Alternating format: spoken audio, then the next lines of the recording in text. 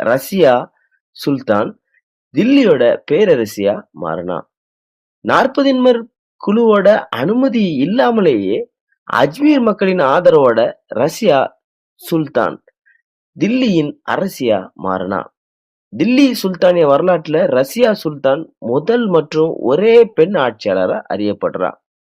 தில்லி சுல்தானகம் குத்புதீன் ஐபக் அப்படிங்கிற துருக்கியனால உருவாக்கப்பட்டது அப்படிங்கிறதையும், அதிகார மட்டத்திலான எல்லா பதவிகளும் துருக்கியருக்கே கொடுக்கப்பட்டது அப்படிங்கிறதையும் போன காணொளியே நம்ம பார்த்தோம். துருக்கியர் அல்லாதவர்களுக்கு அதிகாரத்துல பொறுப்புகள் கிடைச்சிருக்கத 40 பேர் கொண்ட குழு விரும்பல.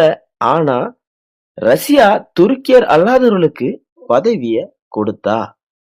ரஷ்யா சுல்தான் அபினீசிய அடிமையான மாலிக் ஜமால் உத்தின் யாகூத் அப்படிங்கிறவனை காதலிச்சா. அவனை தில்லி சுல்தானிய குதிரைப்பட தளபதியாவும் அவ